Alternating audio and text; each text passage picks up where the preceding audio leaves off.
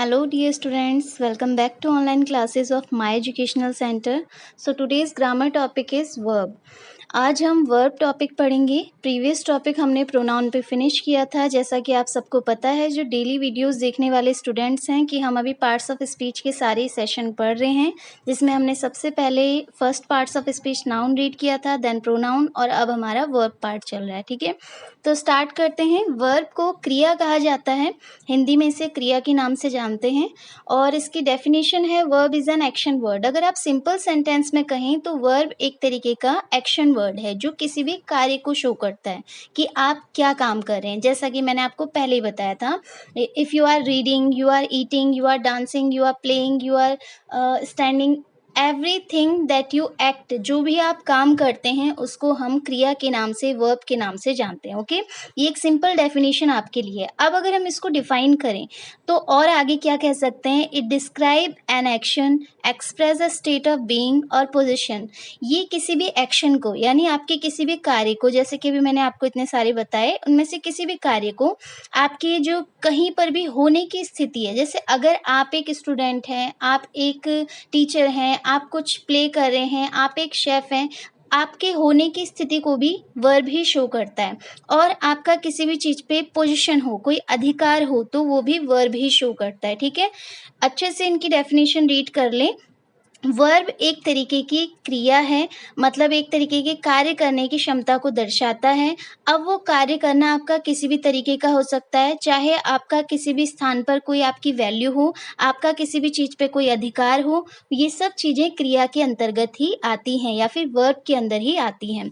For example, I am a student, मैं एक विद्यार्थी हूँ। अब आप यहाँ पे कोई कार्य तो नहीं कर रहे हैं, लेकिन आपका स्टेट क्या है, आप एक विद्यार्थी हैं। तो एम जो है यहाँ पे वो आपकी होने की स्थिति, being, state of being show कर रहा है, तो वो भी एक तरीके का वर्ब है। ही ब्रेक्स द रूल, उसने नियमों को तोड़ा। तो नियम तोड़ना यहाँ पे एक तरीके से हमारी क्रिया के अंदर ही आ जाएगा। ठीक है, तोड़ना तो एक क्रिया हो गई। आई हैव अ कार, मेरे पास एक कार है। यहाँ पे हम कोई क्रिया नहीं कर रहे हैं, ना ही हम कोई पोजीशन दिखा रहे हैं, सॉरी, ना ही हम कोई स्टेट दिखा रहे हैं, बट एक अधिकार दिखा रहे हैं, पोजीशन दिखा रहे हैं। तो हैव भी एक तरीके का वर्ब है, यानी कि मेरा उस कार पे अधिकार है क्योंकि वो मेरी कार है। तो इस तरीके से क्रिया हमारे किसी भी कार्य को, हमारे किसी भी स्थान पे होने की स्थिति को और हमारे किसी भी अधिकार को शो करती है। ठीक है, तो ये आप ध्यान से समझेंगे। व्हाट इज़ अ वर्ब, मैंने आपको क्लियरली समझाया टॉपिक। अब हम आगे बढ़ेंगे, जो इनके काइंड्स हैं उनके बारे में पढ़ना शुरू करते हैं, बिकॉज उनको भी पढ़ना समझना ज़रूरी है कि वो क्या होते हैं। ठीक है, तो इतना सारा आप क्लियरली समझ लें और इसको नोट कर लें। आगे बढ़ते हैं। There are 4 kinds of verb. क्रिया 4 प्रकार की होती हैं। First transitive verb, second intransitive verb, third auxiliary verb and fourth linking verb. हमारी 4 प्रकार की क्रियाएं हमें देखने को मिलती हैं। हिंदी में भी इनको सकर्मक, अकर्मक इस तरीके से जाना जाता है। सबसे ज़्यादा यूज्ड होने वाले या फिर मोस्टली जो हम बोलते हैं वो हैं ट्रांजिटिव एंड इनट्रांजिटिव वर्ब, यानी क्रिया में जहाँ पे हम कर्म को देखते हैं और कहीं पे नहीं देखते। मैं इसको फुल आपको डिफाइन अभी करती हूँ, पहले हम इनको ध्यान से समझ लें। थर्ड है हमारा ऑक्सिलियरी वर्ब। ऑक्सिलियरी वर्ब को हेल्पिंग वर्ब के भी नाम से जाना जाता है, इसलिए मैंने ब्रैकेट में इसे हेल्पिंग वर्ब लिखा है। आप इसे ध्यान से पढ़ें, समझें। And fourth is our linking verb. Linking verb ये भी हमारी एक तरीके की क्रिया ही है, जिसमें हमें कुछ ना कुछ सब्जेक्ट कनेक्ट करने को मिलता है। तो क्लियरली चलिए इनको आगे पढ़ते हैं समझ के कि इसमें हमें क्या करना है और किस किस तरीके की ये वर्ब होती हैं। सो अब हम स्टार्ट करते हैं इन 4 काइंड्स ऑफ वर्ब की डेफिनेशन रीड करना। ओके, तो ये है क्या, ये भी हमें पता होने चाहिए। फर्स्टली हमारी है transitive verb. These verbs have an object. Transitive verb को हिंदी में सकर्मक क्रिया के नाम से भी जाना जाता है। सिंपल सेंटेंस में हम कह सकते हैं ये इस प्रकार की क्रिया होती हैं, इस प्रकार की वर्ब्स होती हैं जिनमें कि ऑब्जेक्ट होता है। ऑब्जेक्ट होना मीन्स एक तरीके से कर्म होना।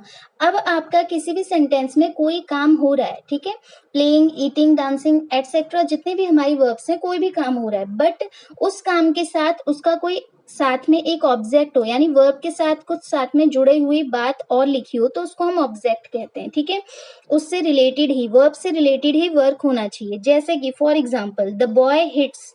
आप इतना सा सेंटेंस पढ़िए पहले, बच्चे ने हिट किया, ये एक तरीके का सेंटेंस है। नॉर्मल सेंटेंस है, बच्चे ने हिट किया। अब क्या हिट किया, तो आगे लिखा है the ball.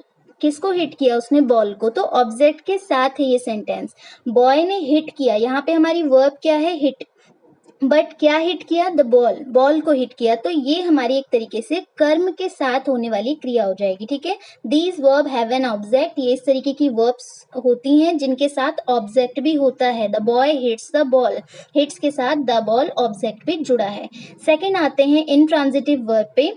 These verbs do not have an object, ये थोड़ा सा ही अपोजिट होता है ट्रांजिटिव वर्ब से। इन वर्ब्स में ऑब्जेक्ट नहीं होता, यानी कि इनके साथ कोई ऑब्जेक्ट नहीं शो होता। द बॉयज वर प्लेइंग, बच्चे या फिर लड़के खेल रहे थे। अब खेल रहे थे, कहाँ खेल रहे थे, कैसे खेल रहे थे, किसी प्रकार की कोई बात नहीं लिखी है, नॉर्मल तरीके से बताया है कि द बॉयज वर प्लेइंग, लड़के खेल रहे थे। तो यहाँ पे हमारे पास कोई भी ऑब्जेक्ट नहीं है इनके साथ में, दैट्स वाई ये इंट्रांजिटिव वर्ब कहलाती है, यानी कि हिंदी में कहो तो अकर्मक क्रिया। ठीक है, तो आपको ध्यान से समझना है, दोनों में लिटिल बिट डिफरेंस है, transitive and intransitive. Transitive verb have an object with them and intransitive verb do not have an object with them. ठीक है, सिंपल लैंग्वेज में आप इन्हें समझ के लिखेंगे और साथ के साथ आप और भी एग्जाम्पल्स इसमें लिख सकते हैं। The boy hits the ball है, या फिर I am eating the Apple, I am eating the mango, कुछ भी आप डिफाइन कर रहे हैं इस तरीके से आप बता सकते हैं। ठीक है, इंट्रांजिटिव में आप लिख रहे हैं I am sleeping, I am going, I am dancing, या फिर ही स्पीकिंग, कुछ भी बिना ऑब्जेक्ट के आप इसमें शो कर सकते हैं। तो फॉर एग्जाम्पल में आप काफी सारी चीजें लिख सकते हैं, मैंने आपको वन एग्जाम्पल ओनली बताए हैं। ठीक है, आगे बढ़ते हैं हम थर्ड एंड फोर्थ वर्ब पे, जो कि हमारी है auxiliary verb and linking verb. Auxiliary verb को मैंने आपको अभी थोड़ी देर पहले ही बताया था, हेल्पिंग वर्ब के नेम से भी जाना जाता है। These verbs are used together with the main verb to express action. ये वर्ब्स मेन वर्ब के साथ यूज होती है। मेन वर्ब्स यानी कि जो भी हमारी वर्ब है, क्रिया है, उनके साथ ये यूज होती हैं ताकि ये किसी भी एक्शन को शो कर सकें, एक्सप्रेस कर सकें। दीज ब्रैकेट में मैंने लिखा है also known as helping verb, इनको हेल्पिंग वर्ब भी कहा जाता है।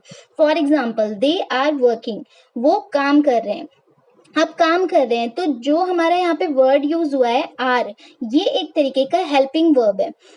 किसी भी सेंटेंस में जो आप सिंपल वर्ड्स यूज करते हैं, जैसे is, am, are, were, was, ये जितने भी वर्ब्स हैं इनको हेल्पिंग वर्ब कहा जाता है, जो कि किसी भी सेंटेंस में वर्ब के साथ जुड़ के उनका एक्शन शो करती हैं। ठीक है, दे आर वर्किंग, वो काम कर रहे हैं। अब यहाँ पे हम लिख दे दे वर वर्किंग, यानी वो काम कर रहे थे। दे हैव वर्किंग सिस्टम, उनके पास वर्किंग सिस्टम है। तो जहां भी हम जो भी हेल्पिंग वर्ब चेंज करेंगे उससे वर्ब में भी अंतर आएगा, वर्ब का एक्शन भी चेंज होगा। तो हमें ध्यान देना है कि auxiliary verb are the helping verb that express the action of the main verb, ये मेन वर्ब के एक्शन को एक्सप्रेस करती हैं। ठीक है, सिंपल सेंटेंस। लिंकिंग वर्ब पे आते हैं। These verbs connect the subject with an adjective और अ नाउन, ये ऐसी वर्ब होती है, यानी लिंकिंग वर्ब ऐसी वर्ब होती हैं जो कि सब्जेक्ट को कनेक्ट करती हैं नाउन या फिर एडजेक्टिव से।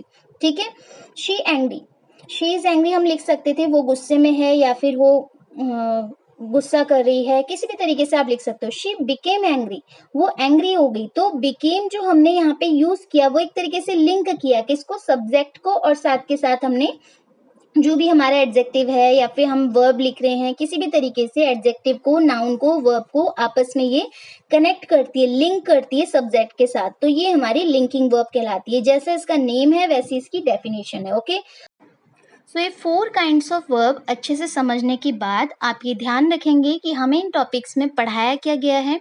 अगर आप इन टॉपिक्स को अच्छे से समझ रहे हैं, जैसे मैं आपको टॉपिक पढ़ा रही हूँ ट्रांजिटिव, इंट्रांजिटिव, ऑक्सिलरी, लिंकिंग, इन सारी वर्ब्स को जब मैंने आपको डिफाइन किया, अगर आप इनको अच्छे से समझते हैं तो आप और भी एग्जाम्पल्स इनके अपने सामने रख सकते हैं। जैसे मैंने ट्रांजिटिव के ही बताए, इंट्रांजिटिव के भी और भी एग्जाम्पल बताए, ऐसे आप ऑक्सिलरी में भी और लिंकिंग में भी और भी एग्जाम्पल अपने आप से जोड़ सकते हैं।